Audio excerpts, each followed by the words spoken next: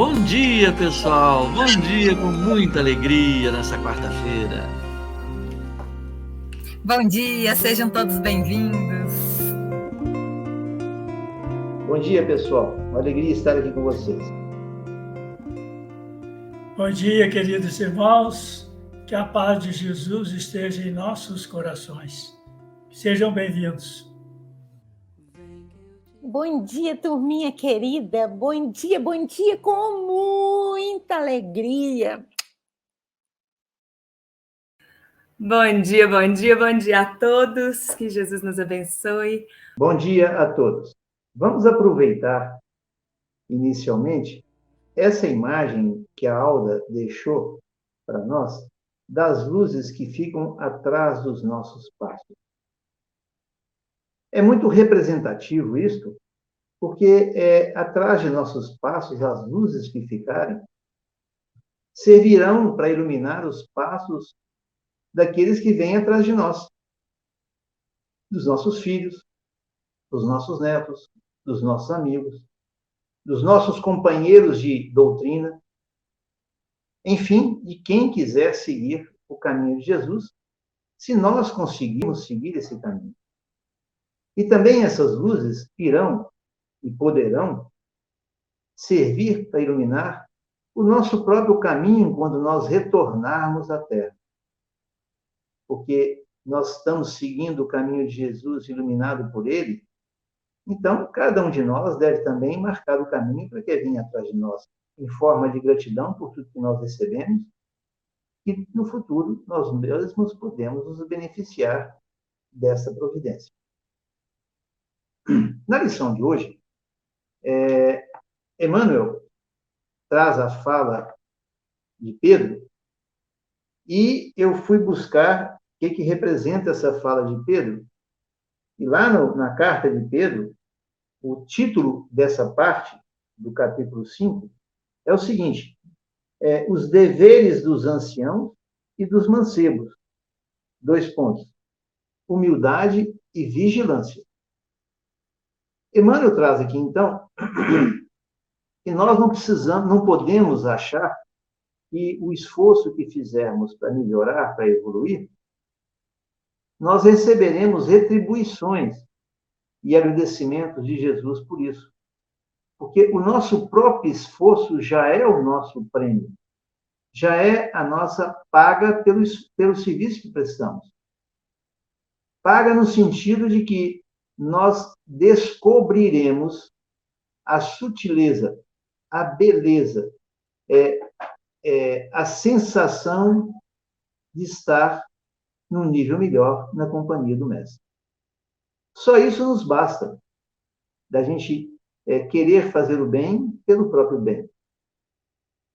Emmanuel, então, ele vai falando item a item das dificuldades. Nós que temos essa consciência de desejar, de nos esforçarmos para caminhar com Jesus, primeiro nós temos que saber se nós realmente queremos, se vai prevalecer a nossa vontade.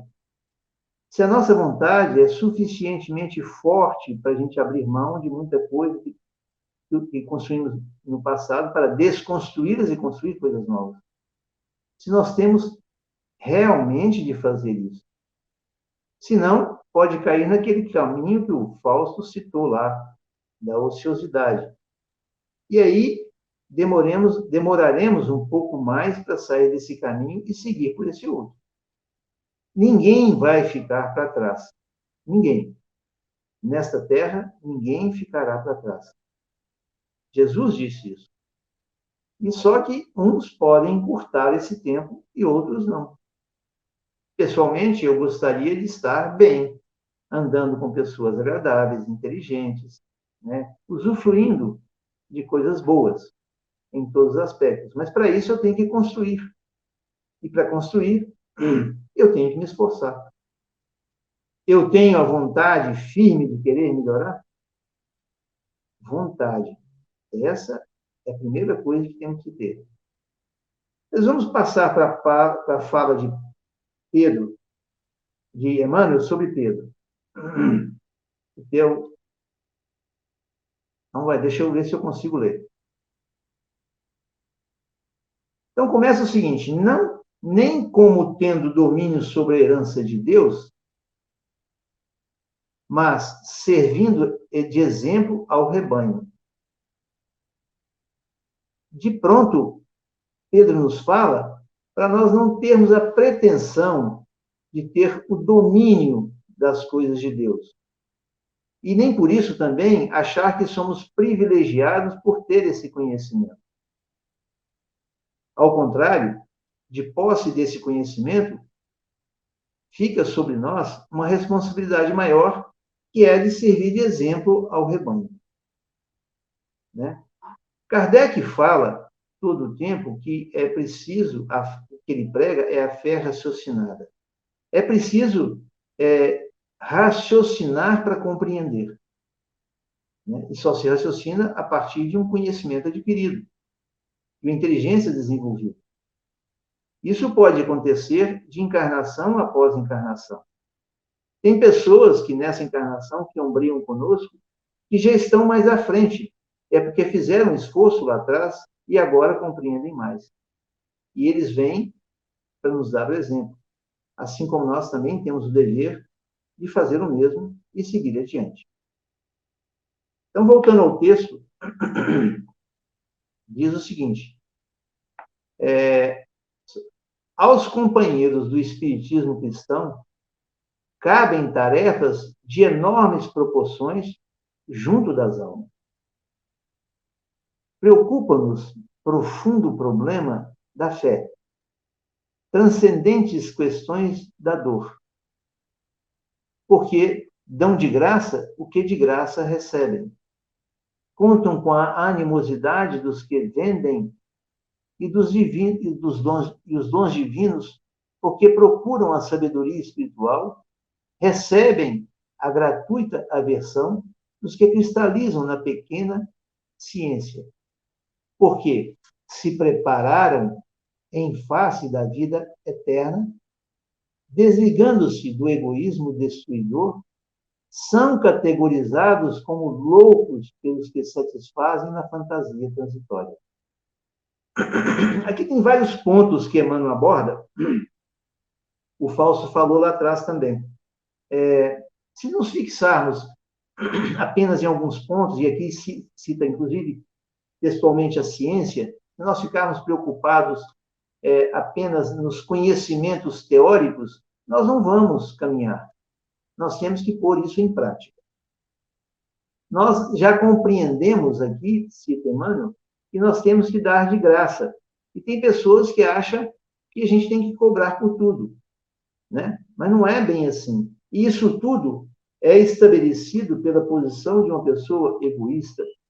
E o egoísmo é a raiz de nosso grande mal. Né? É a doença crônica que nos acompanha durante a nossa existência. E que nos cabe erradicá-la de nós mesmos e contribuir para que os outros também o façam através do nosso exemplo. Voltando lá. Quanto maior, porém, a incompreensão do mundo, mais se deverá intensificar naqueles as noções de responsabilidade. Nós, espíritas, estamos aqui falando, espíritas cristãos, estamos aqui falando de coisas sutis, de coisas que vão que já nos beneficiaram e que podem beneficiar os outros.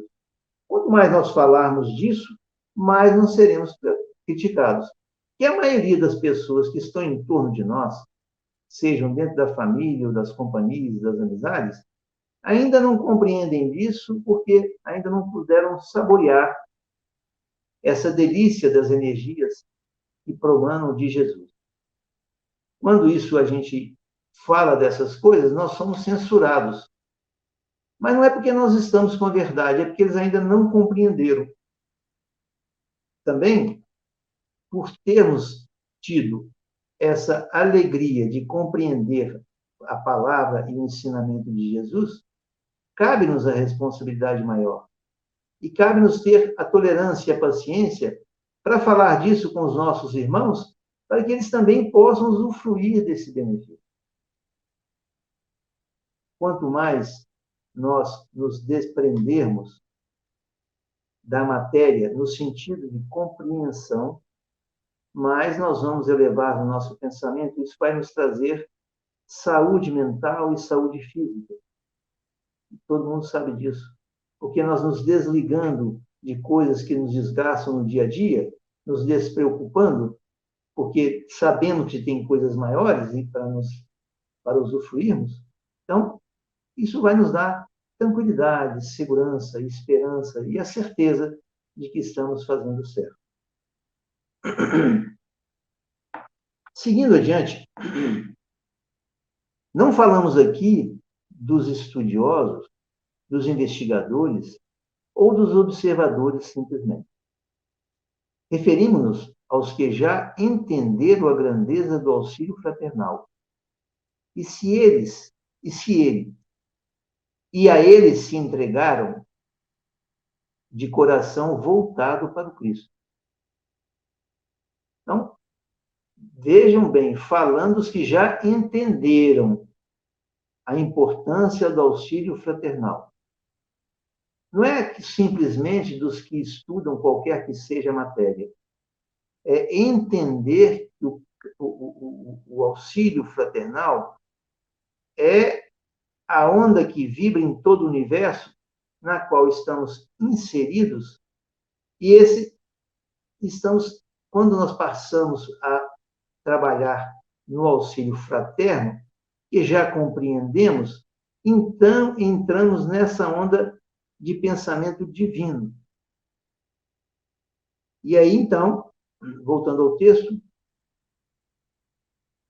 deixa o Theo colocar para nós. Referindo-nos ao que entender a grandeza do auxílio fraternal e que a eles se entregaram de coração voltado para o Cristo. Quando nós entendemos, nós vamos caminhar com Jesus. É isso que está falando, é isso que a Alda falou. Encontram-se nos círculos de uma experiência nobre demais para ser comentada, mas a responsabilidade que lhes compete é igualmente muito grande para ser definida. Aqui eu acho espetacular esse ponto, que fala o seguinte: é uma experiência nobre demais para ser comentada. Porque nós não conseguimos compreender e explicar a alegria que nós podemos ter quando estivermos em sintonia com o Pai, com os ensinamentos de Jesus. A gente não consegue exteriorizar e falar disso. Nós não conseguimos falar dessa calma, dessa paz, dessa alegria íntima que nós sentimos. A gente não consegue definir em palavras, mas nós compreendemos e sentimos. Quando estivermos sentindo isso, essa paz, essa segurança, é porque nós compreendemos. Estamos no caminho certo. E nesse caminho devemos permanecer. Voltando lá ao texto. Então, é muito difícil e nobre para ser comentada. Mas a responsabilidade que lhe nos compete é igualmente muito grande para ser definida. Ora, se eu compreendi mais, se eu já estou vibrando nessa onda, eu tenho mais responsabilidade.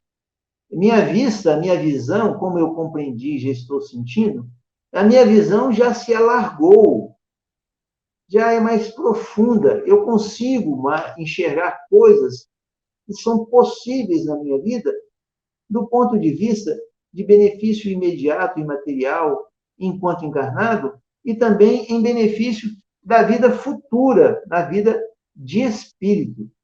Aí eu já estarei olhando e vendo a vida com os olhos de espírito, não com os olhos carnais. E por isso que eu estou, então, vibrando de uma maneira diferente. Eu alcanço a mensagem de Jesus. Parte dela, claro. Uma parte bem pequena, mas eu já alcanço alguma coisa com os olhos do Espírito. Voltando, então, ao texto.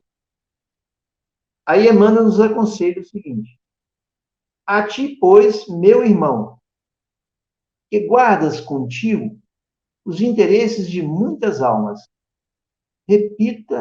Repito as palavras do grande apóstolo, para que jamais te envaideças, nem procedas como tendo domínio sobre a herança de Deus, mas servindo de exemplo ao rebanho.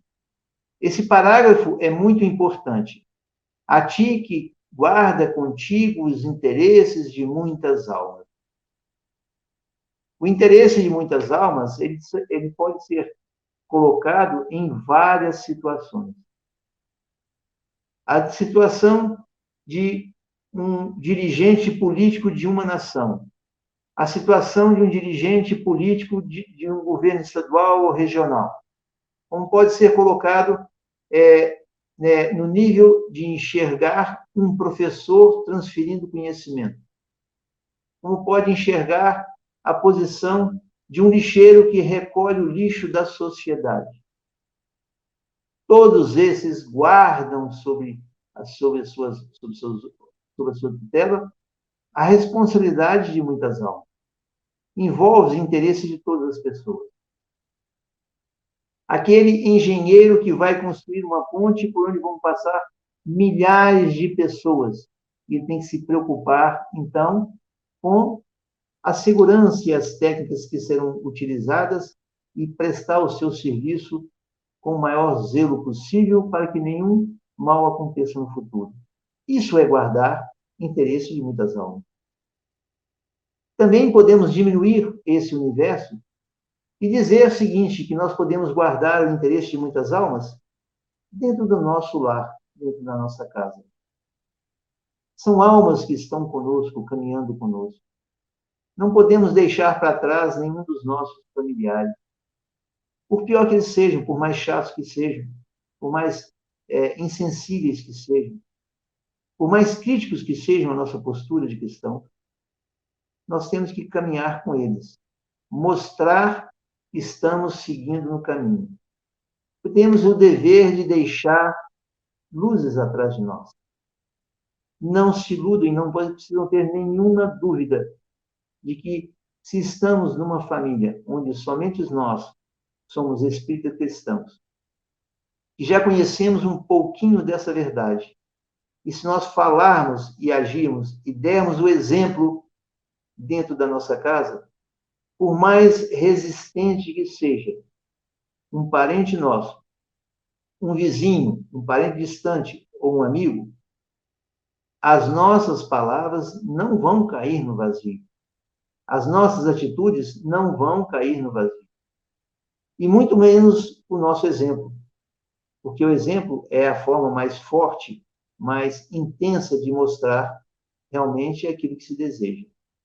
Eu não consigo falar da minha alegria e da minha satisfação que eu enxergo nas palavras de Jesus. Mas eu consigo simplesmente fazer um favor, ceder alguma coisa, ajudar na arrumação da casa, respeitar a opinião de alguém que está dentro do nosso lar, da nossa companhia, até mesmo num bar, numa reunião social. Quando nós nos calamos para que o outro fale, isso é um exemplo. Então, nós estamos sempre tendo a oportunidade de conversar e demonstrar aquilo que já compreendemos e retiramos os ensinamentos de Jesus para a nossa vida. É através deste exemplo. É disso que Pedro fala. É disso que Emmanuel vem para nos alertar. E não podemos nem de longe esperar agradecimento pelo bem que fazemos. Porque o bem que fazemos não é um mérito ou uma virtude nossa. Antes, é um dever.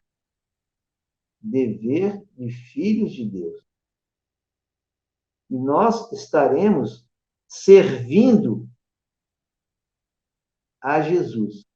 Estamos caminhando com Ele quando nós damos o nosso exemplo de paz, de tolerância. As mulheres que têm esses maridos chatos de casa, ou os maridos que têm aquelas mulheres que falam demais, isso também a gente faz parte da nossa vida.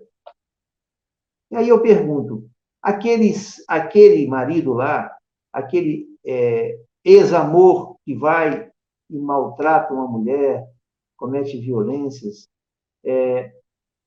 ou simplesmente que não, nem faz essas violências extremas, mas que tem um relacionamento difícil, nós devemos perguntar o seguinte: quem está ajudando quem? Pelo fato de convivermos com outras pessoas mais difíceis, nós estamos tendo a oportunidade. Então, vamos agradecer a Deus. Quando vamos lá no Manuel Felipe Santiago, servir um prato de sopa para o nosso irmão que vai tomar a sopa lá, quem está ajudando quem? Nós ou aquele que vai tomar a sopa? Muitos chegam, alguns chegam e reclamam que a sopa não está isso, a sopa não está aquilo. Faz parte do nosso trabalho. Temos que respeitá-lo e desejar que ele esteja satisfeito. Temos que pensar na satisfação daquele que está próximo de nós. Uma vez eu vi num filme falando assim, a pessoa morreu e chegou do outro lado, aí um mentor perguntou assim, você foi feliz? Aí você vai pensar para responder. E a segunda pergunta, você fez os outros felizes?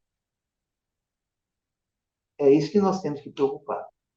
É isso que Jesus vem nos ensinar. Trazer a felicidade para o outro. Mostrar para o outro que é possível fazer. Despertar no outro e estimular aquela vontade férrea para que esse outro se aplique na sua própria renovação. Isso pode ser dito uma vez, duas vezes, três vezes, quantas vezes for necessário repetir. Porque às vezes também a nossa vontade não é tão firme. E quando nós falamos, a gente passa a ouvir a nossa voz. E aí nós podemos ouvir que nós também temos que ter a vontade. Quem ensina isso é Mira mesmo, no determinado livro dele. Vamos ouvir a nossa palavra.